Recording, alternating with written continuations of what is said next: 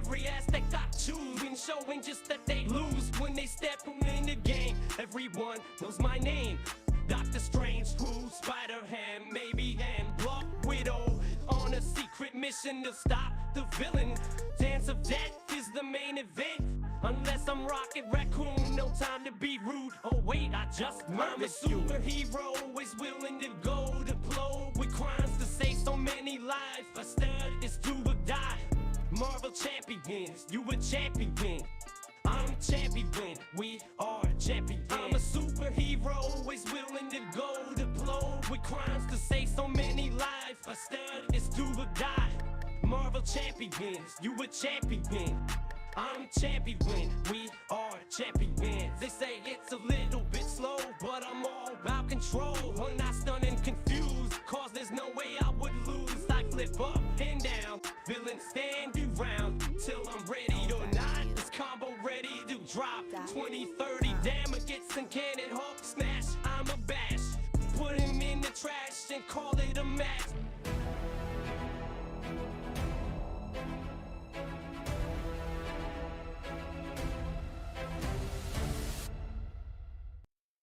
Welcome. This is Descry Gaming. I'm going to be talking to you about Missions Preview. And this was kind of released yesterday. I'm a little late to the ball, considering how quickly content creators are with their content. But I am going to give you a very in-depth and broad kind of view on my take of this new mechanic, which I think is very exciting. And it just makes Marvel Champions, I think, a whole different ball game. Kind of like what Player Size Games did, but I think this might be more impactful. But again, it's locked to this new box set, so I guess that's the only downside. You can't really bring it into the cores and other recent box sets.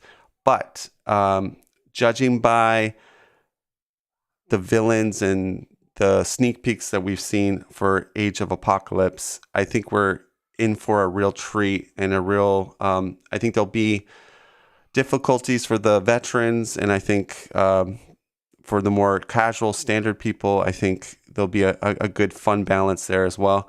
So I'm looking forward to it. I think they are going to make it a lot more challenging for players, but in a more fair way compared to Next Evolution. Judging by like what I see with the first scenario and some of the other scenarios. But this main stream here is going to go over Mission Preview or missions, but I'm calling it my preview. So I'm going to, first off the bat, explain how the missions work. It's at first glance, it looks a little complicated, but I'm going to try to make it very layman terms and help people understand just, it's actually simple once you kind of understand the major points of it. But yeah, I'm going to break it down for you guys. So I'm going to share my screen in 1 second. I'm just going to go zoom up my material here. Yeah, that's pretty good. All right, so I'll just double check. Yeah, I'm good to go. Mission start. So in the article, they will explain sort of how it kind of works. But if I were to just give you an idea, right? This is a good diagram here. Villain player area, mission area. Now, one thing to consider, it's not like out of play, but it's like it's in the game kind of area, but it's its own unique game area. And the heroes cannot kind of interact directly with thwart events or basic thwart. But your allies can go through a process using one of the campaign supports, which is called Mission Team. Now, one thing some content creators kind of just miss when they were just rambling about how it all works out is you got to pay attention. Is the first player gains control of this, right? So that's important because when you're doing a mission attempt, you exhaust it, and the first player is doing all the discarding. Why that's important? Well, say you're playing with someone that doesn't. They have a lot of different resources. Say a bunch of physicals, geniuses all over the place, and the allies you put out there are, you know, multicolored. So that's where, you know, maybe you don't want them to do the mission attempt, right? Because what it boils down to is, there's a good diagram here. When the first player is doing the mission attempt, they're discarding from their deck, and their resources are then matching to the number of allies. So in this case, this is Magic, the first player. She got a genius. The wild can do any resource, so that matched that. We got a physical, so that matched that. And a wild can match anything. Now, who do you think would be super good in this environment? Does anyone know? It's pretty bonkers how crazy this is, but Domino is, let me just see, is that showing up correctly? Yeah. I'll put it over here though. Domino has, let me just show you. Do you see all these wilds in there? Even the jackpot, wild, wild, wild, wild, wild, wild. I'm wild. Okay. And not only that, okay. So digging deep, when you're doing the mission attempt and you're getting to dig deep into your hand when you discard it. So we already know digging deep is like almost borderline broken in some sort of variants. And yeah, just good measure, White Fox can also, when you're doing mission attempts, go into play. So yeah, Domino is S tier, whatever you want to call this mini game. Nobody's ever going to beat Domino because there's like her whole toolkit is wilds basically, and then a triple jackpot. So when she, I mean, it fits who she is, right? She's a luck-based character. But yeah, so if you like this little mini game, this is your new best hero. This Domino is going to bring it like nobody else. I just wanted to point that out there. Like she's never going to fail, like ever, hardly. So she does sort of break this mechanism in my point of view, because her deck has so many wilds, it's not even funny. And the fact that she can even set up a card, like even if you're like, you want to be 100% sure, she can set it up with her ability. And then she has also supports and other things to do tricks and stuff. So just wanted to point it out there, because none of the content creators that I know of kind of went over that. But let's go back to because I think I got to explain this more to people. But in a sense, it's not too difficult to understand. The big thing is you got to go back to mission team support. And the thing you got to understand is, okay. You have 4 attempts only at defeating the mission scheme, which has 5 per player. So they give you an example of evacuate the survivors. I'm just seeing if they have a zoom up for it. Yeah, here we go. So this is, again, they indicated it's always going to be 5 per player. But here's the thing, you only have 4 attempts. Now, keep in mind, you can put as many allies towards the mission, I believe. And so I think there's a balancing act of, you want to use this ability, like you only get to exhaust this once per round. So, but I guess you would, people would probably take advantage of reduce the cost of the next ally play to the mission by 2. So I can see that sort of the strategy, like you want to get a fair bit of allies ready for a mission. So you're probably not going for a mission right away on like round 1, but maybe, I don't know. But here's the thing, there's going to be sometimes like minions that can guard the mission side scheme. But then there's also a thing called overseer minions, which are like the big boss, like you have Sugarman there, Mr. Sinister here. Those, okay, in order to complete a mission fully, 2 things have to happen.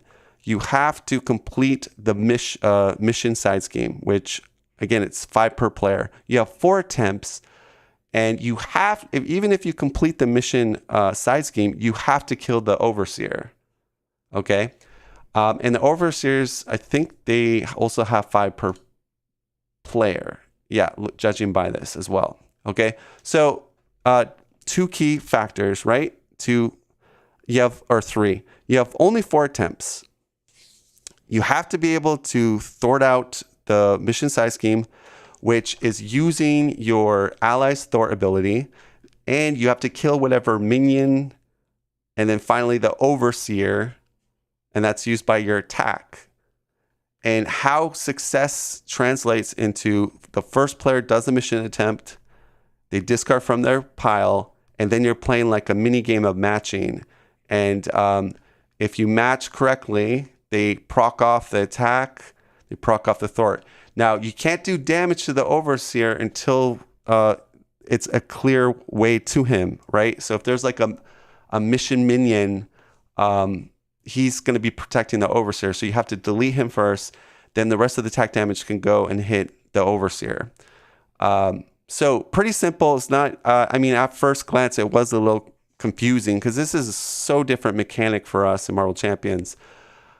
But it's a really cool, fun mechanic. So what are the negatives of trying to do this? Because maybe people want to know that.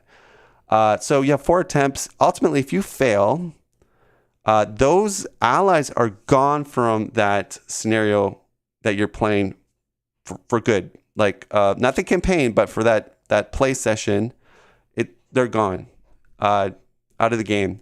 So that is really you don't want that to happen. That could be really bad.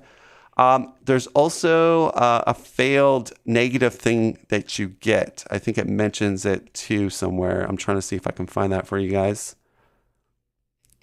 I'm trying to go really quick here. If you haven't succeeded after your 4th attempt, you take a mission-specific penalty and lose all player cards in that mission area. So pretty bad. Don't want that to happen. Not at all.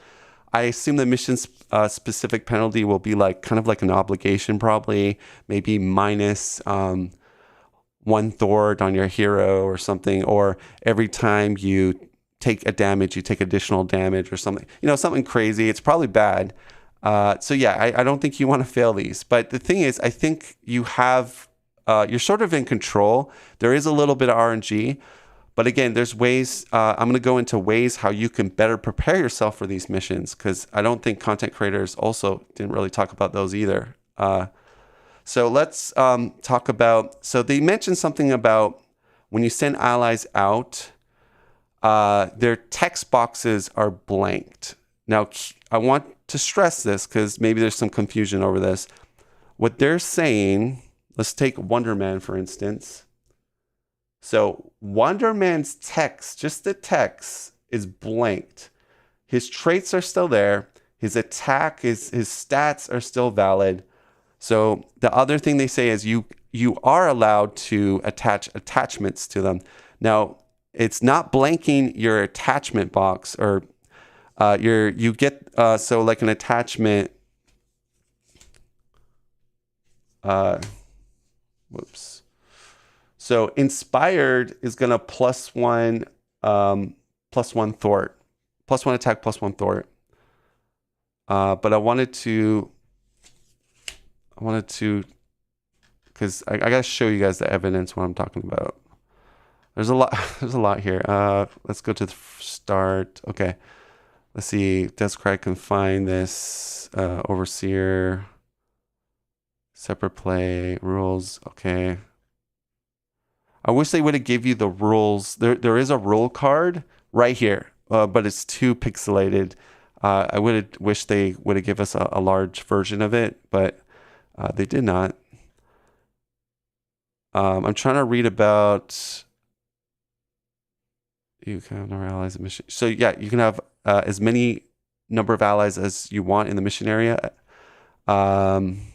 You can attach upgrades to allies in the mission area as normal, but keep in mind these allies will not have their printed text box blanked out except for traits. So, but it's not saying the attachment is blanked out. It says, keep in mind these allies, it's saying allies will have their printed text boxes blanked out. So I think there's also some confusion there. So maybe some people think that, oh, your attachments are also blanked out. They're not, because it just says allies, not attachment boxes. And traits is, you might say, well, what's the big deal about traits? Let me explain. This gets more interesting. So look at our good friend, Blaze of Glory. What do you notice about Blaze of Glory? So when you play that, each guardian character, so whether in the mission area or in your own play area, is going to get the effect +2 attack, +2 thwart. So yeah, guardians are going to be insane when you send them in the missions. So you could do a nice Blaze of Glory. Also works for Avengers Assemble. So if they have the Avenger traded, you could play that. That's going to boost their thwart by +1/+1 attack. So again, nobody in the contact realm is talking about that, but I'm sure later on people will. The other thing you could say is Mighty Avenger. That's another support. If each character has the Avenger trait, each ally. Oh, so this will not work. Or it might. This might have to be a rule check because it's saying you control. I guess the real question on that support would be, if I'm sending an ally I control to the mission, does it still trigger this effect, this constant effect? Is the mission area outside of my control? So that would be a frequent asked question, I think, for the rule people. But, you know, we can speculate. Maybe they say, yes, it works. Maybe they say, no, it doesn't work. This should work as far as reducing your cost to send them to the mission area.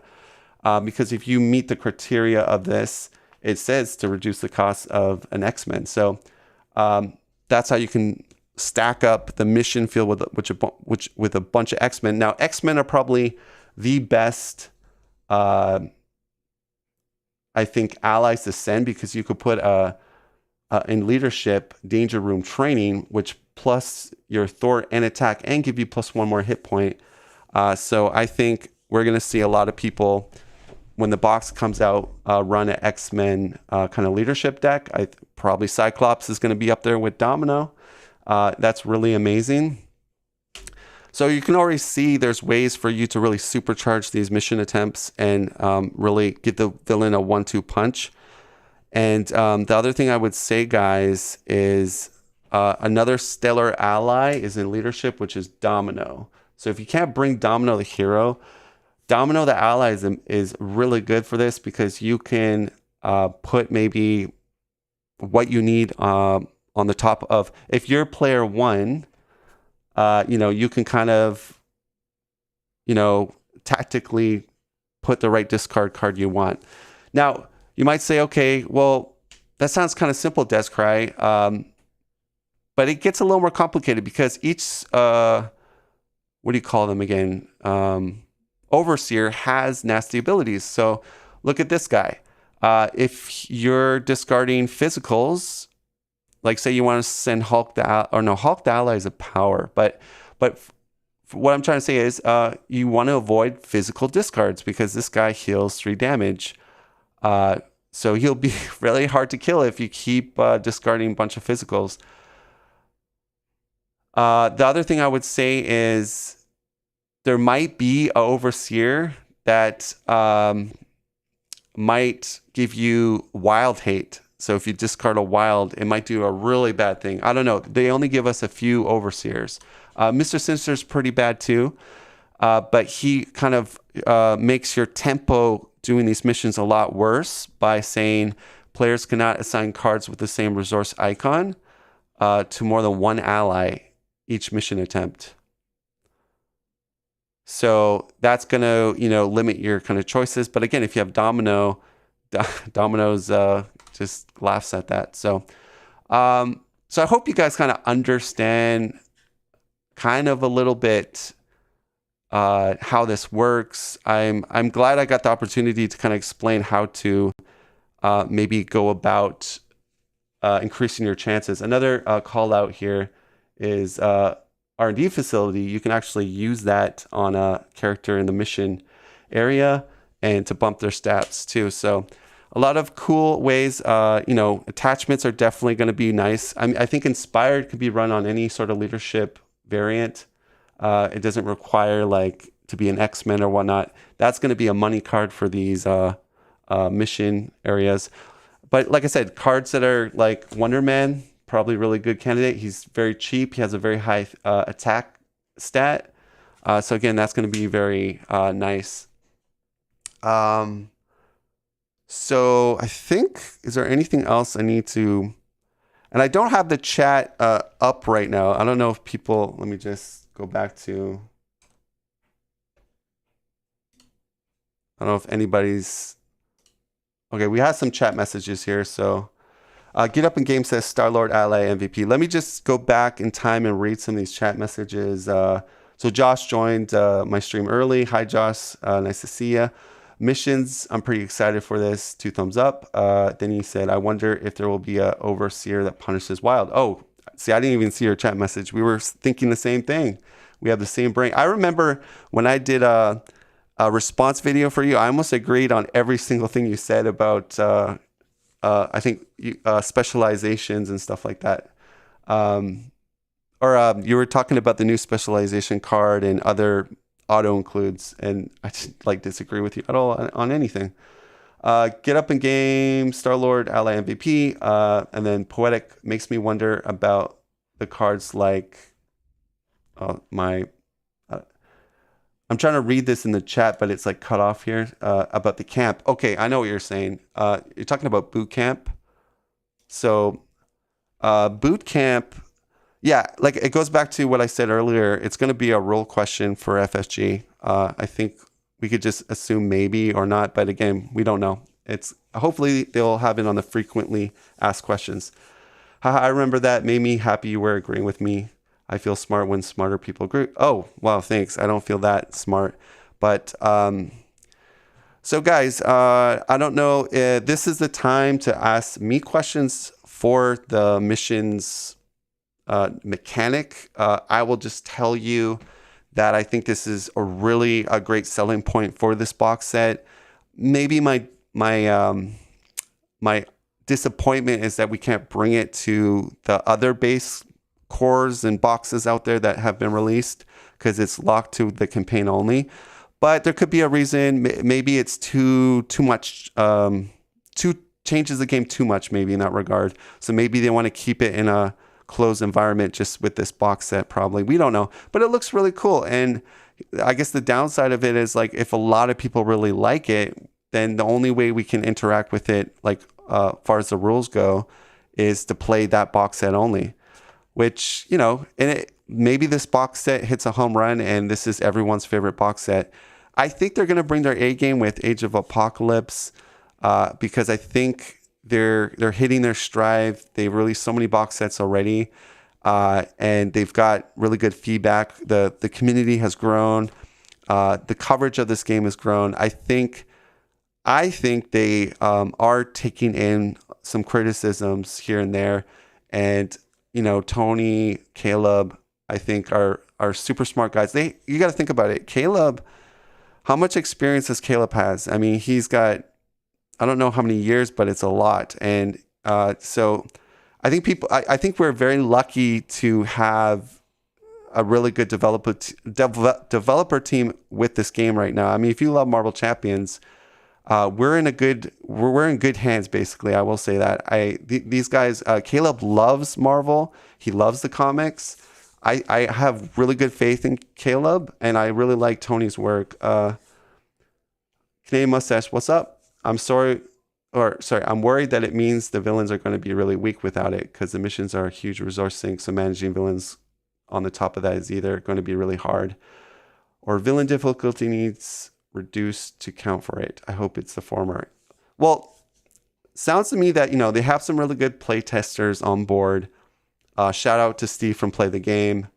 I hopefully he's one of the play testers because I think Steve's a veteran. He's played the game quite a bit, And I think he knows what's fun, and I think that they can learn a lot from Steve if they listen to him. I think you have some other good playtesters on there too. I'm not just going to leave all you guys out that playtest the game, but I think they need to, and I said it in my one of my past what I want for the future for Marvel Champions. I made a video. Josh thinks it's going to be hard. I think too, Josh. I think like next evolution, they tamed it down a bit. I think they gave the power creep a little too much to the players. The heroes were very good built and powerful. So Domino and Cable did a really good job in that box set. Like they were, they ignore retaliate. They work as a good pair together. Sorry. But I wanted to address what I was saying is that I think they're at a stage where they have a healthy player base for this game. They have a winning formula. They know what works. I mean, they've been doing this for quite a bit, and they need to trust their intuition, their gut. Like every time they overlook it or downgrade it, it's always either people complain or get frustrated. So they just have to trust their resources, right? Like I Caleb, Tony, I believe they have good insight. They know what's fun game design. But yeah, we're all human. We're going to make some mistakes here and there. But the thing is, if they utilize their experience, the game testers, and they don't rush it out so quickly, I think we're going to have a great box set. I'm not worried about a letdown. I will tell you right now, it's probably not going to happen. If 2 boxes in a row are deemed too easy, that won't be good. I like the fact that missions are chosen at random minus the last one. The campaign adding a new layer of challenge definitely would make me more interesting campaign. So, like, you do have some of those trademark, like, mansion attacks with the 4 horsemen. You have Apocalypse, which is kind of like a Hela on steroids with Thanos vibes. But I think they've configured them a lot more. Like they're not copying and pasting is what I'm trying to say, guys. If people are kind of worried, like, oh, it's just going to be a copy and paste of this villain or this scenario. I think they're taking the fundamental maybe blueprint of such scenario, but then they're making it a lot better and then really changing the dynamic of it. So yes, you have like the foundation, maybe like they get inspiration from Hela, Thanos, Mansion Attack, but from the preview that I looked, I don't think they're just copy and pasting at all. But again, as a game designer, I think it's always going to be a struggle, uphill battle, because yeah, you want to please the veterans like me, but you also want to please the casuals or the people that are just entering. But I will say this: I mean, when you're entering, you have the core, you have a lot of the other expansion boxes to kind of trickle you into being a good Marvel Champions player. I do also wonder if it's going to be finicky though, because I don't love villains that have way too many things going on. I was not making mistakes that way. Yeah, I hear you on that. And I think Tony is a sort of kind of a culprit for that. I mean, if we look at Next Evolution, that thing had tons of triggers going off. Like every scenario, there was some type of mechanic thing that was do this and do this. But I will say though, in Tony's defense, he even though he had a lot of moving parts in his scenarios, like Mr. Sinister and all that, it felt very intuitive and thematic the way he did it. And I think that's the key. For me, I'll give you an example. Collector 1 or Collector Infiltrate was not very thematic for me, and I'll explain why. And that's where I feel like sometimes I miss something with Collector 1 when Collector Infiltrate when I first played it, is because you're putting minions that you kill into the collection, which doesn't make any sense.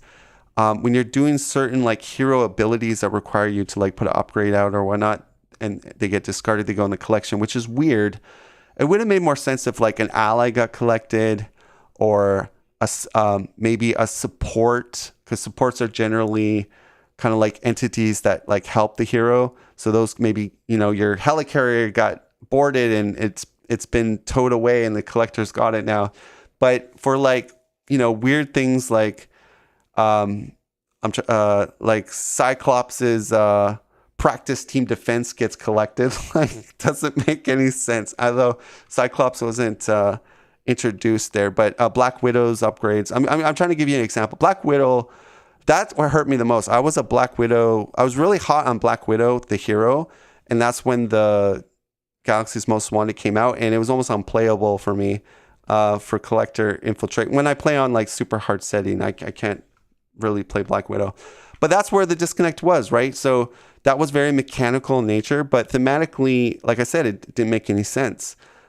Whereas when you look at Next Evolution, the way things were happening with Juggernaut, Mr. Sinister, thematically, it all tied in.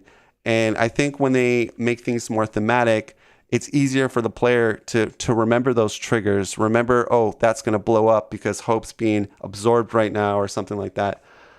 I remember in old interviews, the Collector was supposed to be just one scenario instead of two. Well, I wish it was one. Actually, here's the thing. I don't mind Escape the Collector. Escape the Collector, I thought was very fun. And I like that, it forced you like to deck build differently to be successful in it. So going back to missions, I am hyped for it. And I'm not one of those naysayers that think, oh, it's going to make the game too complicated. I think the way I explained it, guys, and showed you, I don't think I think it's one of those things where once you've kind of done it a few times, you're going to be a pro at doing the missions. I don't think you're going to get confused and be like, oh, what do I do? Is there some weird trigger? It looks pretty simple once you get the hang of it. Theme can go a long way, making triggers feel more intuitive. Did a lot of those things very well, too. So there's motives. Okay, I understand what you're saying. Yeah, Mustache, I concur. So that's my take, guys. That's my hot take. I'm very excited for this missions. I was kind of perplexed when they first introduced it in the first article because it didn't really explain how it really worked. So I'm glad they actually released an article and showed you diagrams and really clarified how it kind of works. Oh, we didn't talk about the benefits. This is the fun part. Let's go back to share the screen. I'm going to go over the benefits of completing a mission side scheme. All right, so now you see me in the screen. So you might say to yourself, okay, so what if I just ignore it? You don't really want to ignore it because you get some really nice stuff. They go into detail about defeating mission side schemes can be challenging, but the rewards are worth it. See? They tell you right there. The evacuate survivors. Okay, for instance, so when you get that completed and kill the overseer, you would flip that over. So lets you find any card. Defeating mission side scenes can be challenging, but the rewards are worth it. For example, the evacuate survivors mission lets you find any card of your choice from your deck or discard pile, while the find the mutants. Okay, so let me stop there. That is really powerful. I mean, there's some heroes that if they get all their combo pieces, they just go bonkers, right? So definitely this allows you, when it's finished and you're successful, to get that exact combo piece that you need. That's huge, guys. Then they go into find lost mutants, which is, if this is completed, that's going to do something really cool. It's going to bring out these cool new 4-cost basic campaign allies. Now, these allies are not your typical mill allies. These are very interesting, very cool mechanical allies that have triggers and responses. So the first are going to show you Destiny, which is really cool. Again, deck builders are going to love this because you can do a lot of cool things like, so the way she works is after Destiny enters your hand, remove 2 threat from the main scheme. So once you first get her, you're removing 2. Domino can put her, back on the top and then kind of draw her again if she wants with, one of her supports or something like that. That's removing 4 now. If she gets put into play, there's that up support and leadership. I forget the name of it. It's a 1 cost, but when allies are defeated, put them back to your hand. Okay, so that's going to be a big thing for this type of architect. I'm trying to think off my head if there's any other ways you can kind of bounce it back to hand and back, but that's a couple off the dome. I'm thinking right there. But then you got blink, same thing. This time doing 2 damage. Again, and I'm sure there's other ways to abuse this back to your hand thing. And she's an X-Men, so I think there is there's an event. Let me see if I can find it. Can Descry find it? There's a leadership event. Just give me 1 second. I'm going through my cards to try to do this in real time. I'm looking. It's to me my X-Men. So let me read this. All right. So to me my X-Men. Search the top 5 cards of your deck for an X-Men ally and put it into play. If that ally is still in play at the end of your phase, add it to your hand. Okay, so the negative thing with it is blink wouldn't go to your hand and then be played. It gets like played, then it goes back to your hand.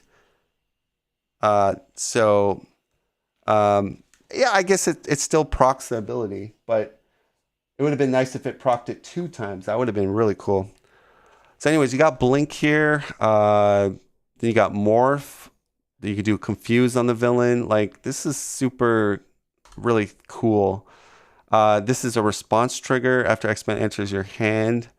Give your identity a tough status card, like Hello Colossus. A lot of, and tough, going to scenario 1, tough is going to be a big factor, right? So,